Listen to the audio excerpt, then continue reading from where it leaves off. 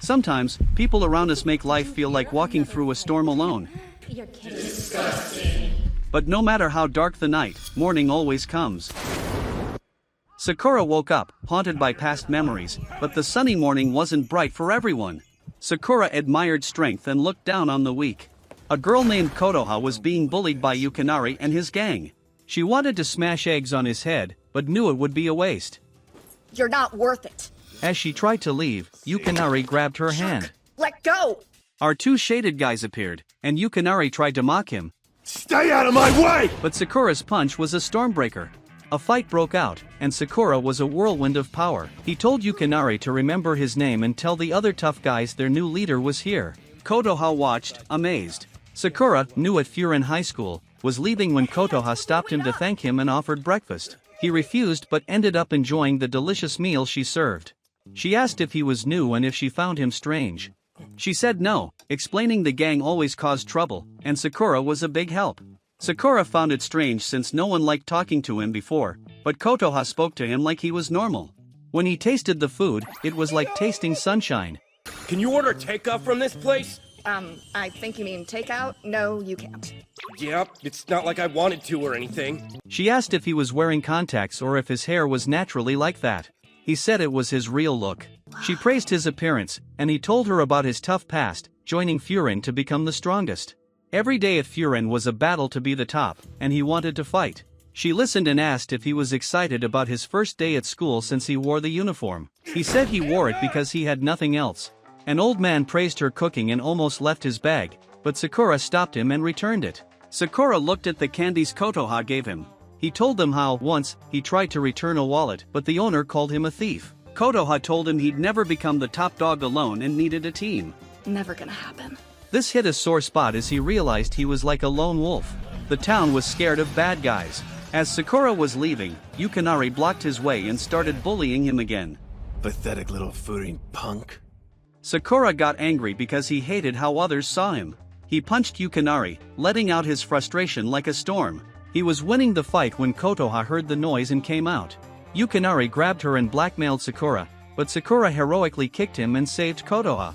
Sakura was now defenseless and injured. Bad guys attacked, but he kept fighting. He got cut on his ankle and was about to get hit again when a boy named Toma in a Furin uniform saved them. Kotoha was excited to see him. Toma, along with Jian, Udai, and Rin, told the bad guys it was time to behave. They started fighting, and Toma told Sakura to stay back because he was injured. Sakura watched, feeling a mix of emotions. People cheered for Toma and his friends. Kotoha explained that the town was stressed because of the bad guys, but Furin always protected them. They had a sign at the city entrance saying anyone disturbing the peace would face the WindBreakers, the nickname for the Furin boys. Everyone was happy and praised Sakura, who was shocked by the compliments. An old lady tried to help with his wounds, but he yelled, and Kotoha helped instead. She reminded him that he wasn't alone and that she'd stay with him. She said he wasn't bad, which is why he helped the man in the restaurant and saved her. Sakura felt frustrated but determined, saying he'd win any fight on his own. Kotoha smiled. This is how the story of a low-grade boy becoming the town hero began. Sakura walked into Kotoha's restaurant, looking stressed because Granny Sada was nagging him again. Kotoha asked if he was alright, but he was too irritated to answer properly. The old lady wanted to teach him some manners, and he yelled that he had done his duty by dropping her off since her hips were hurting. But Granny Sada was completely fine, and Kotoha smiled. Just as Sakura was about to leave out of shyness, the old lady thanked him. Kotoha stopped him and served a mouth-watering sandwich. As he started eating, she asked if he was hungry, but he denied it out of arrogance. She playfully told him he could show some excitement if he wanted. Suddenly, Nairai, another newcomer at Furin High, showed up. He was a real handful.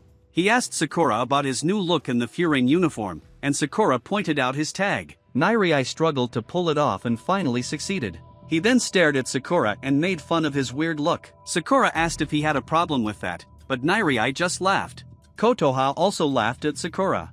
Nairai took out his notes and started telling Sakura about Furin High School and the bad guys there, but Sakura didn't care. He said he wanted to be the top dog, and Nairai joked that he'd go bald soon if he tried. Kotoha laughed again. Nairai realized he was late and left, with Sakura asking for a fight. Kotoha asked if Sakura liked Nairai, and Sakura wondered how someone like him got into Furin. She explained that appearances can be deceiving, like how coffee beans are red when unripe but brown when roasted. She told him not to judge based on his own perspective.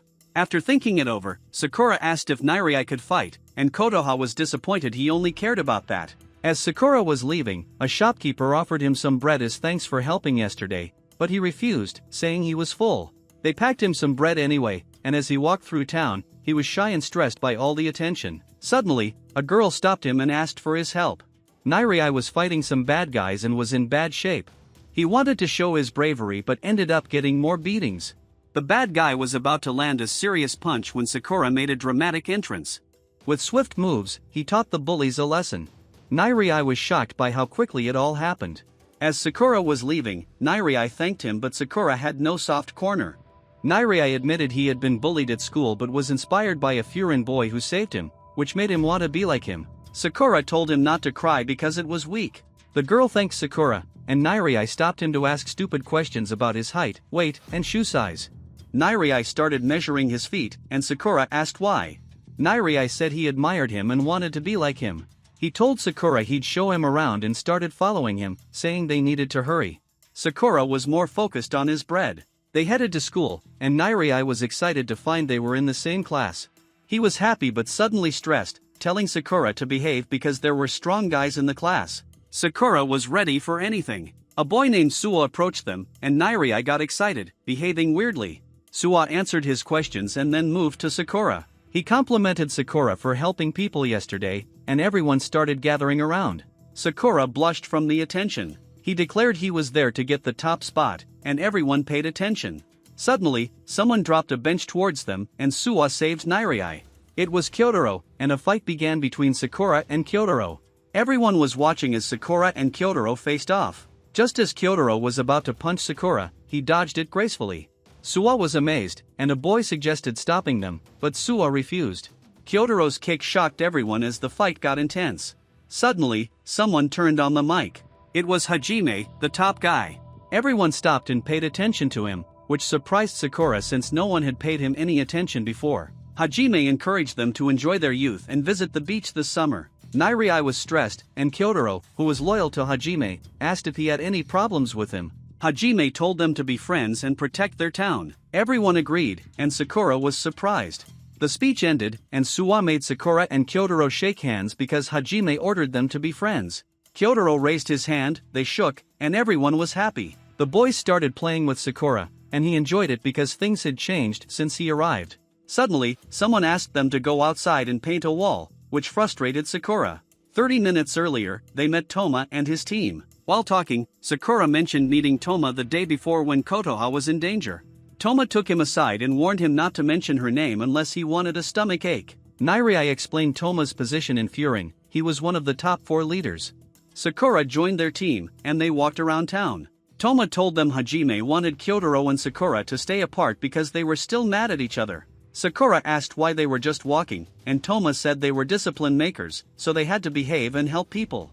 They saw an old man and offered to help him, which led to them painting the wall. As a reward, they got snacks and continued walking around town. Toma asked if Sakura only liked fighting, but Sakura said helping others and fighting when needed was also fun.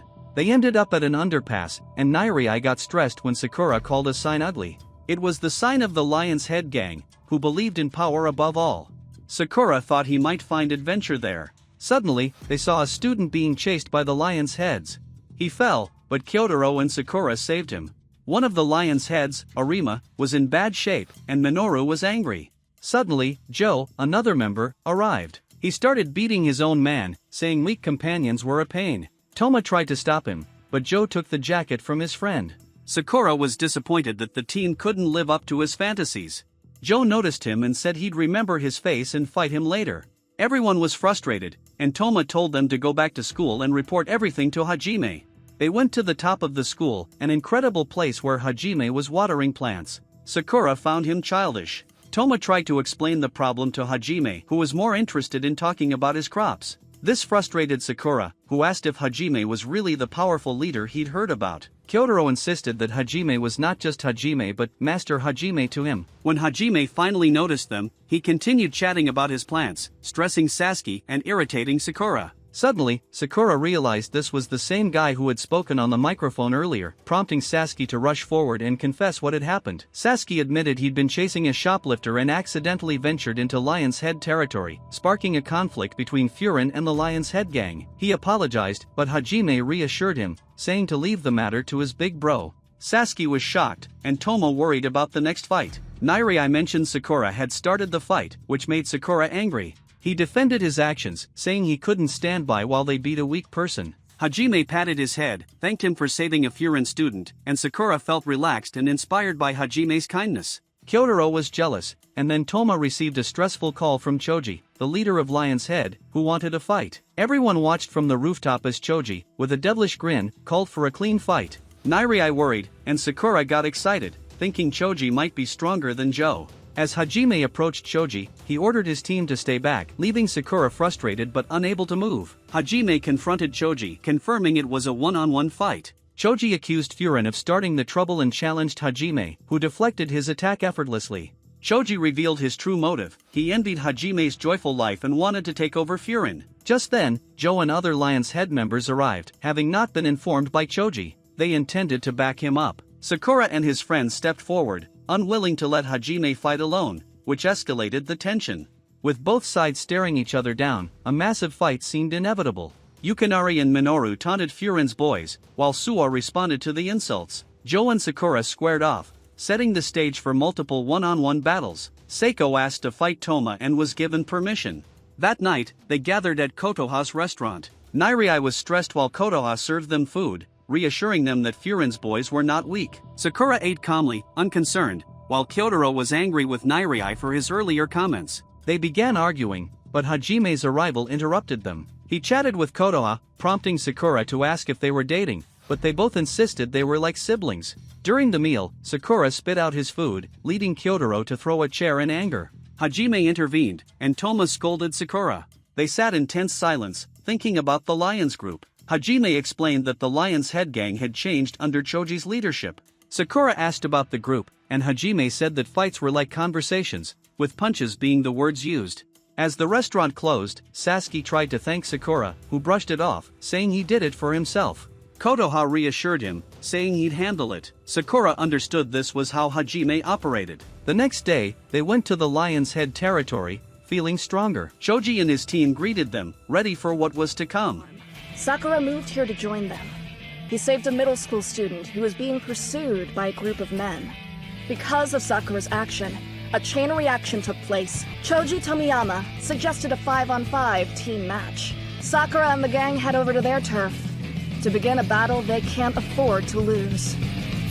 Now our men were ready to fight the Lion's Head for their town's protection. Choji asked them to follow him. It was a silent and empty place, and Choji was excited. Niri was stressed, and Sakura asked why he was there. Niri told him he was there to see the fight and started talking rubbish. They started arguing, and Toma tried to stop them, but Hajime handled the matter. You're not overreacting just a bit? They reached the Ori Theater, which was now the base of the Lion's Head. When they went inside, all the students were there, waiting for them. Niri was shocked and stressed about how he'd protect himself if anything bad happened. You came here to learn, didn't you? Don't look down. Hajime told them that the real fight was between him and Choji, so they didn't have to stress. But Sakura told him he was there to fight and win, and that was all. Toma appreciated him, and Choji was excited and wanted to fight, but Joe said heads can't fight first. So Yukinari asked to go first, and his opponent was Kyotaro. When he was going, Sakura told him that a fight was pending between them, so Kyotaro had to win this fight, otherwise, he'd never fight a loser. Suo said, "You can cheer him directly," and our man got shy. Niri was ready with his notes, and Yukinari could break one's ribs in an instant, but Suo was relaxed and had confidence in Kyotaro because he was no less. Hajime was also proud of him. Yukinari summoned Hajime, Kyotaro looked away, and Yukinari attacked. Kyotaro punched his face to the floor and said, "Here's Mr. Hajime to you," and everyone was shocked by the powerful punch. Who made me a sir to you, moron? Yukinari lost this match. Choji was cheering for Kyotaro and wanted to fight him, but Joe stopped him. Hajime appreciated Kyotaro, and so did everyone. But Choji and Joe were talking silently. Suddenly, Choji asked two boys to clean the mess, and they took Yukinari away. They were very bad, and Sakura told them to behave.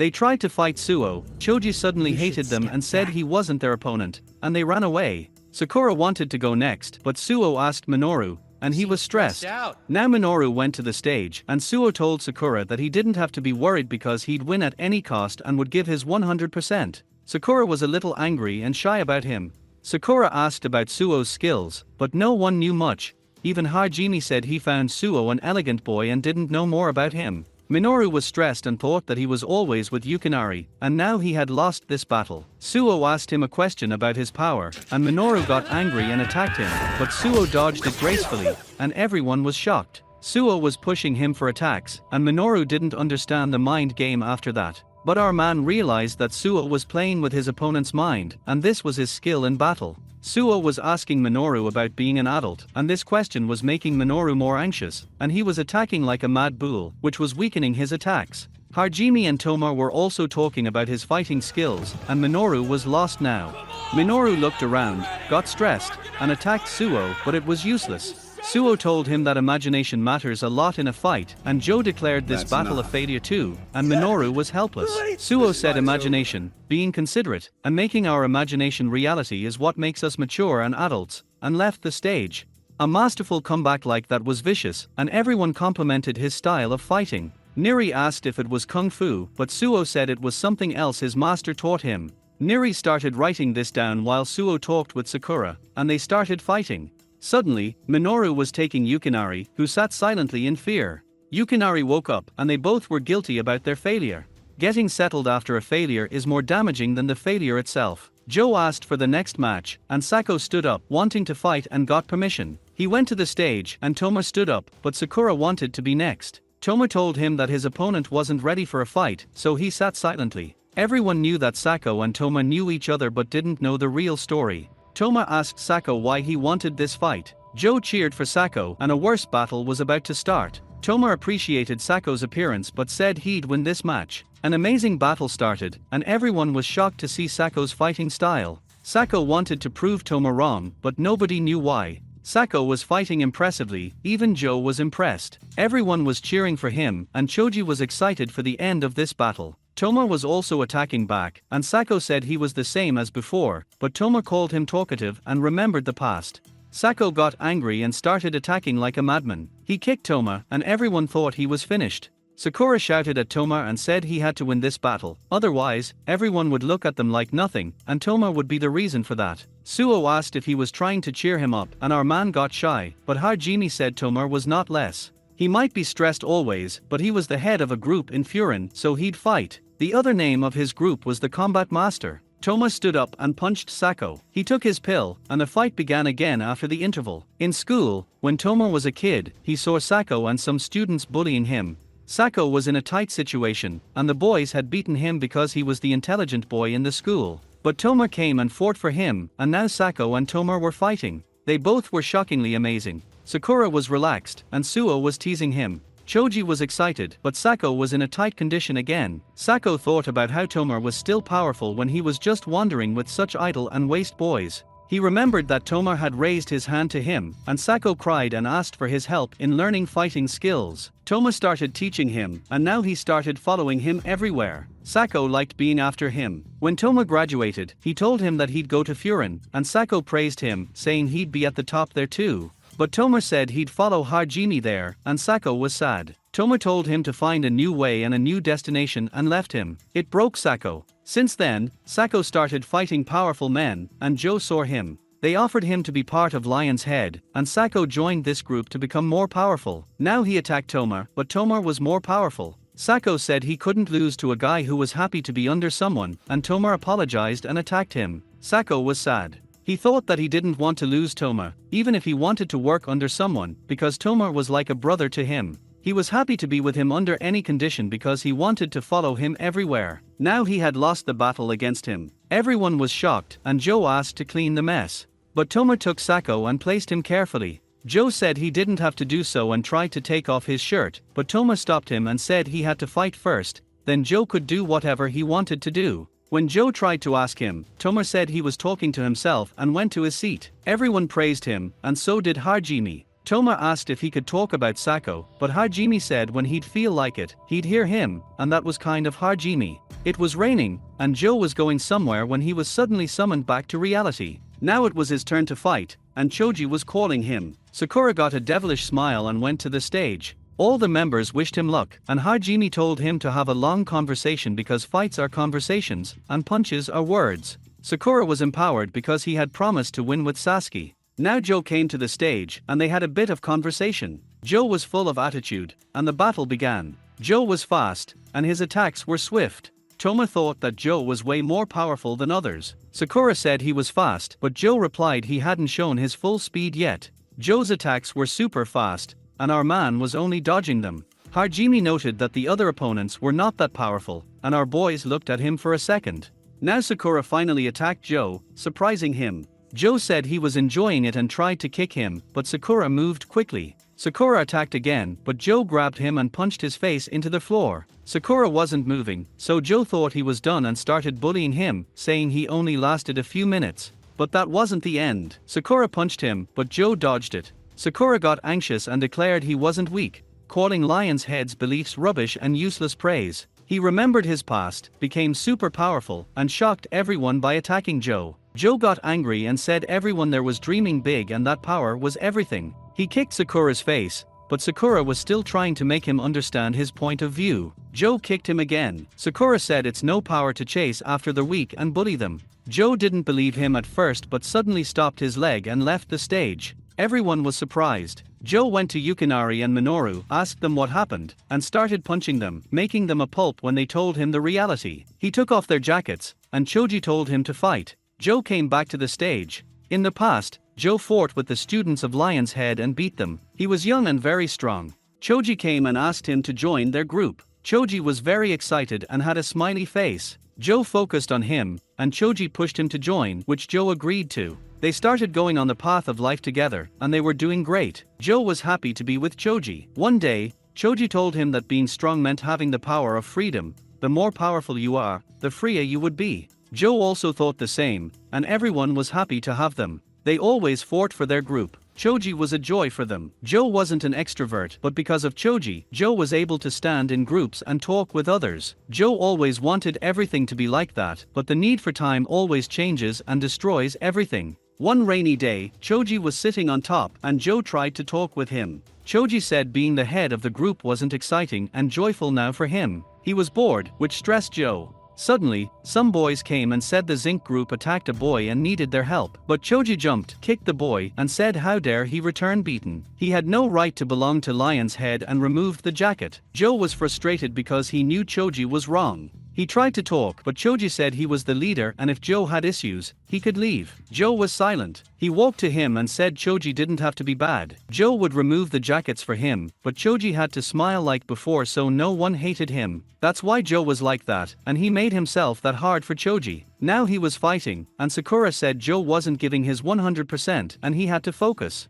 Joe wanted Choji to smile, and Sakura asked what he was doing, stressed about what he was actually doing. Joe's punches lacked their usual precision, his momentum was lost, and he wasn't dodging Sakura's attacks. Sakura asked him why, knowing Joe seemed different from when they first met. Joe thought about the many jackets he had taken off to fulfill Choji's unfair wishes, dragging Furin into this mess because Choji wanted it. Choji was never satisfied, not with the fights they had, nor with anything else, and he never would be. Everyone was cheering for Joe, who realized he had come too far to turn back now and needed to fight properly. Sakura asked what Joe wanted, and Joe replied he wanted to go to the mountains. Sakura told him to wake up and stop daydreaming, calling Joe selfish, which made Joe anxious and awkward. Joe started dodging Sakura's attacks again. Sakura accused Joe of running from a fight, prompting Joe to recall agreeing to Choji's injustices. Sakura landed a strong kick, pushing Joe into the fight. Joe punched back, removed his shoe, and let his hair down, ready to give everything he had. The renewed combat began with smiles, everyone watching intently, shocked by their expressions. They punched each other like cushions, not slowing down.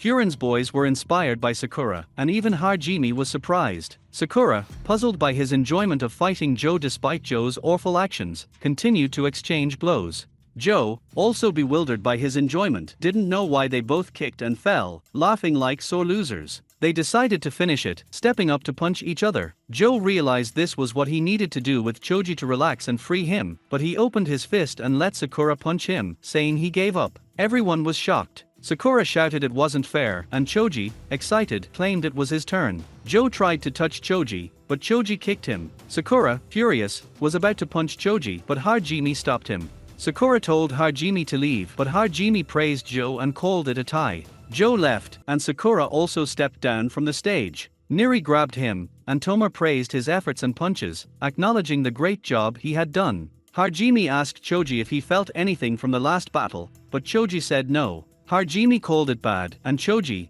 with a weird face, explained he wanted to beat Furin's top dog to become more powerful and free, and then take over Furin for the joy it would bring. Choji started attacking, and Hajime dodged and counterattacked while Neri stood frozen. Toma commented that Choji was a real monster, which was why he became the youngest head of the Lions group. Sakura, anxious to beat Choji, now wanted to become stronger for that fight. The battle continued intensely. Hajime asked if Choji understood his point, but Choji dismissed it, saying it meant nothing. Hajime declared he would win 100%. Real monsters awakened, making the fight even more interesting to watch. What will happen in the fight of two beasts? Subscribe the channel for that part.